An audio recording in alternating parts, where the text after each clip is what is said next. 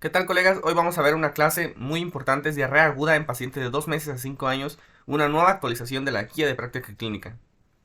De lleno con la definición, nos dice que la diarrea aguda se define como el aumento súbito en la emisión de heces mayor de 3 a 24 horas y disminución en la consistencia de estas semilíquidas o líquidas. Puede ir acompañada o no de vómito y generalmente se autolimita de 3 a 7 días, con un máximo de 14 días. La epidemiología nos marca que los grupos etarios con mayor incidencia fueron los adultos entre 25 y 29 años, seguido de los niños de 1 a 4 años. Esta guía específicamente se interesa por el grupo etario menor de 5 años, y es que nos marca muchos datos muy alarmantes. Por ejemplo, en este grupo etario, la diarrea aguda es la segunda causa de muerte. También, uno de cada 8 niños con diarrea aguda en este grupo mueren anualmente. En 2020, la diarrea aguda fue la tercera enfermedad más comúnmente atendida. Y estos son los datos más importantes y que pueden ser preguntables. Siguiendo con esa misma línea de la epidemiología, los factores de riesgo, tenemos algo muy interesante y es que la guía ahora nos divide en factores de riesgo y determinantes sociales. Los determinantes sociales se enfocan más en la madre y los factores de riesgo se enfocan más en el ambiente. Los factores de riesgo principales son la deficiencia en el saneamiento básico y la falta de acceso a agua potable o suministro insuficiente de esta. Los determinantes sociales más importantes son el nivel escolar y la edad de la madre, que tenga un embarazo adolescente y un bajo nivel sociocultural de la madre. Ambos comparten el término de la lactancia materna antes de los 6 meses y la lactancia mixta durante los primeros 4 meses. Eso es algo que comparten ambas. Aunque hacen diferencias, por ejemplo, en los factores de riesgo como la desnutrición, cosa que cobra mucha importancia más adelante en el tratamiento. En cuanto a la etiología, si nos ponemos a pensar y recordamos nuestras clases de la facultad y todo lo demás, pues no ha cambiado mucho. O sea, sabemos que el agente causal más frecuente es el rotavirus, ¿no? Estamos hablando de niños menores de 5 años, la causa predominantemente es viral. Y la segunda causa serían las variedades de coli, enteroinvasiva, enteroagregativa, enterohemorrágica, enterotoxigénica. Pero específicamente, cuando estamos hablando de primavera y verano, ese es un dato que podría ser preguntable, las, la etiología más frecuente es bacteriana, específicamente Salmonella y Campylobacter. Entonces, la causa viral más frecuente es rotavirus, principal agente etiológico de diarrea grave en la infancia, seguido de norovirus. La causa bacteriana más frecuente es E. coli y sus variedades. Pero si estamos hablando de primavera y verano, las más frecuentes son Salmonella y Campylobacter. De las causas parasitarias, entamoeba histolítica es la protagonista en ese grupo. La transmisión pues es un mecanismo fecal-oral, y esto implica que los patógenos se encuentran en agua o alimentos contaminados mediante contaminación directa con las manos u objetos. Esto debido a que el 88% de los casos de diarrea aguda están relacionados al saneamiento deficiente y un suministro insuficiente de agua potable. Lo que les decía de los factores de riesgo y las determinantes sociales que son diferentes. En cuanto a la patogenia, me interesa que comprendamos tres cosas nada más. Que la diarrea son básicamente eliminación abundante de heces con alto contenido en agua y que es consecuencia de la exudación debido a una reacción inflamatoria secundaria a una infección, la hipersecreción digestiva y la inhibición de la absorción por los enterocitos. Que la OMS clasifica la diarrea en diarrea aguda acuosa, diarrea aguda disentérica y diarrea persistente. Estas a su vez, de forma clínica, acuosa, disentérica y persistente, tienen características propias que debemos analizar poco a poco. Diarrea aguda acuosa pues se caracteriza por evacuaciones líquidas y abundantes, que pueden ir acompañadas de vómito, fiebre y dolor abdominal, pero que se caracterizan por o pueden causar hipovolemia y alteraciones hidroelectrolíticas. La diarrea aguda disentérica se caracteriza por sangre macroscópica, normalmente es de escaso volumen, tiene presencia de moco y puede o no tener fiebre, tenesmo o dolor abdominal. La persistente se caracteriza por estar presente más de 2 semanas y menos de 4 meses. Entonces, otra vez, recapitulando, específicamente la acuosa, evacuaciones líquidas, abundantes, vómito, fiebre y dolor abdominal, puede causar hipovolemia y alteraciones hidroelectrolíticas. Diarrea disentérica, presencia de sangre, moco, escaso volumen, fiebre, tenesmo y dolor abdominal. Y persistente dura más de 2 semanas, pero menos de 4 semanas. Hay que valorar en la clínica también el estado de hidratación y valorar si hay deshidratación. Recapitulando esta Este cuadrito, esta imagen, nos la da la misma GPC y resume muy bien lo que la diarrea acuosa, diarrea disentérica y diarrea persistente tienen los datos más importantes cada una, más frecuente. En este caso sería la acuosa, porque normalmente su etiología sí se relaciona con los agentes más frecuentes, como Escherichia coli, rotavirus, y específicamente nos dice que dura menos de 3 días. En la disentérica nos dice que puede durar de 5 a 7 días y vemos que los microorganismos implicados son los agentes bacterianos predominantemente y una etiología parasitaria, entamoeba histolítica. La persistente ya vimos la temporalidad de 2 a 4 semanas y predominantemente están causadas por parásitos. Si ya sabemos que la diarrea disentérica, por ejemplo, tiene agentes bacterianos implicados al igual que la acuosa, ¿cuándo va a ser necesario solicitar auxiliares diagnósticos para la etiología de diarrea aguda? Para empezar, no se debe solicitar estudios de laboratorio en pacientes con diarrea aguda sin comorbilidades ni criterios de riesgo. ¿Cuáles son estos estudios que no se deben solicitar de rutina? PCR, procalcitonina, coprológico, coproscópico y coprocultivo. ¿Cuándo sí se deben solicitar o investigar la causa microbiológica? Cuando tengamos un paciente con fiebre mayor a 39 grados con dolor abdominal intenso, evacuaciones con sangre, moco o pus, diarrea más de 7 días, con desnutrición moderada o grave o lactantes menores a 3 meses.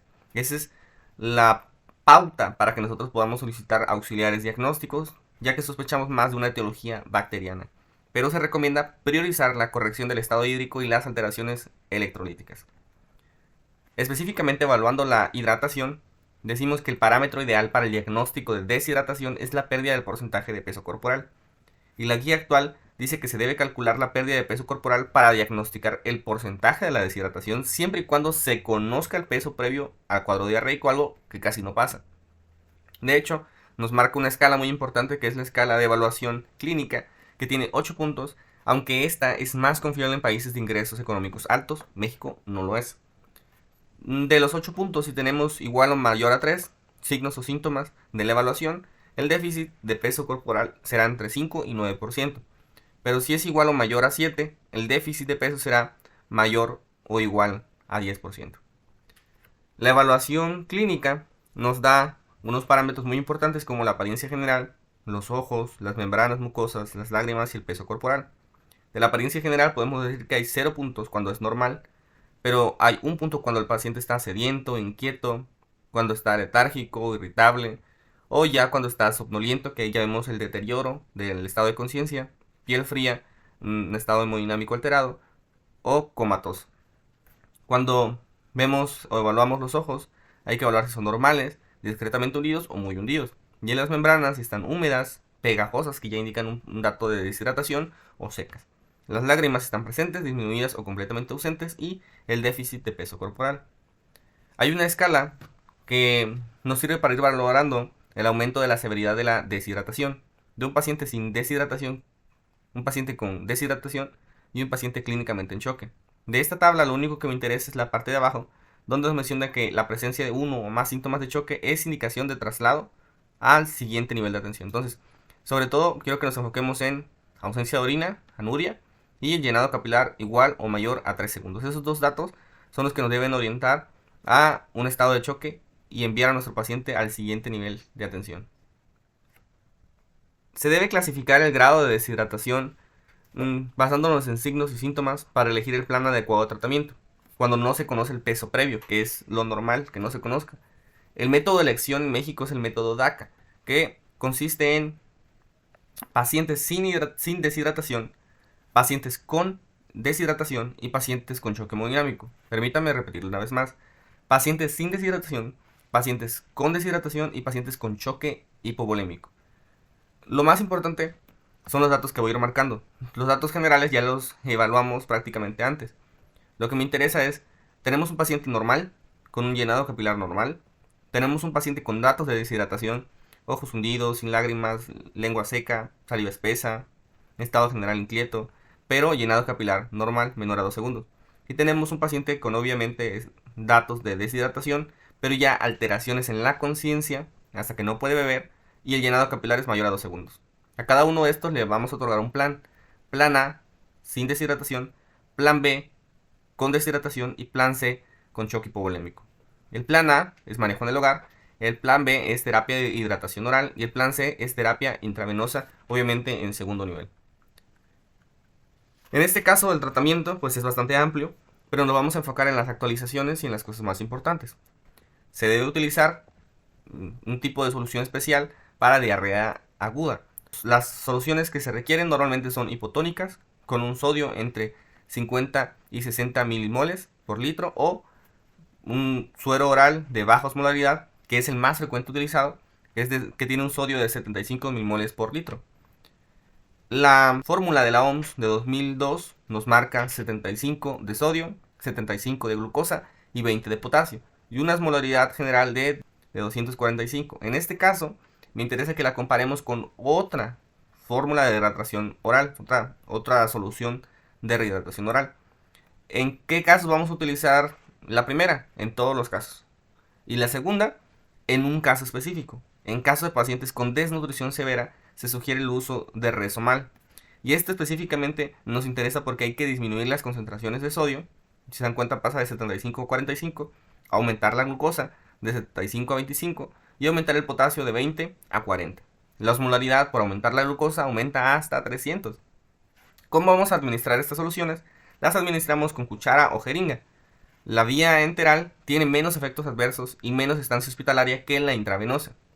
Siempre hay que intentar la vía enteral, ya sea por jeringa, por cuchara o por sonda nasogástrica, antes de iniciar con la vía intravenosa, porque obviamente tiene mayores efectos adversos y mayor estancia hospitalaria. Tenemos un paciente entonces con datos de deshidratación. Si lo tenemos, hay que entrar y clasificar nuestra deshidratación en leve, moderada y severa, y le vamos a otorgar un plan correspondiente. Si no tiene datos de deshidratación, entonces vamos a proceder a un plan A. ¿Cuáles son las indicaciones? Continuar con la alimentación habitual, no suspender la lactancia materna, evitar bebidas carbonatadas, suero oral a libre demanda o posterior a cada evacuación o vómito de la siguiente manera. Si es menor a un año, 700 mililitros, media taza por cada evacuación, y si es mayor a un año, 150 mililitros, una taza por cada evacuación, y Resomal en pacientes desnutridos. Si hay factores de riesgo, pues hay que estar evaluando a nuestro paciente cada cuánto, cada 4 horas. Hay que valorar si tiene vómitos, más de 3 vómitos por hora, o más de 5 vómitos en 4 horas, más de 10 evacuaciones en 24 horas, o más de 4 en 4 horas. Si el paciente estuvo en plan C o plan B previamente, y si vive en zonas de difícil acceso geográfico, ya que esto implica que tengamos mayor vigilancia. Si tolera el suero oral por 2 horas, pues entonces le damos de alta y le damos indicaciones al cuidador. Pero si no lo tolera, pasamos al plan B. En el plan B, entonces vamos a otorgárselo a pacientes con deshidratación moderada y los pacientes que ya vimos del plan A que no toleraron, ¿sí?, el suero oral por 2 horas. Entonces, para el plan B, vamos a tener que, si conocemos el peso del paciente, debemos dar la solución de 50 a 100 mililitros por kilogramo de peso en 4 horas, fraccionada en 8 tomas cada 30 minutos. Esto nos deja con una solución específica, pero si tenemos conocimiento del peso,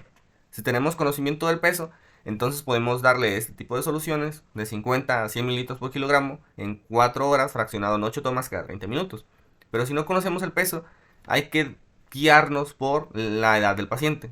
Si es menor a 4 meses, le vamos a dar de 200 a 400 mililitros. Después, si es mayor de 4 meses hasta el año, entonces le vamos a dar de 400 a 600 mililitros. Y vean que va en escalera, de 200 a 400 mililitros, menor a 4 meses, mayor de 4 meses hasta el año, de 400 a 600 mililitros, del año hasta cumplir casi los 2 años, 23 meses, de 600 mililitros a 1200, aquí se duplica, y de 2 años, o sea de 24 meses, hasta los 5 años, de 800 a 1400 mililitros. Esto es básicamente el plan B.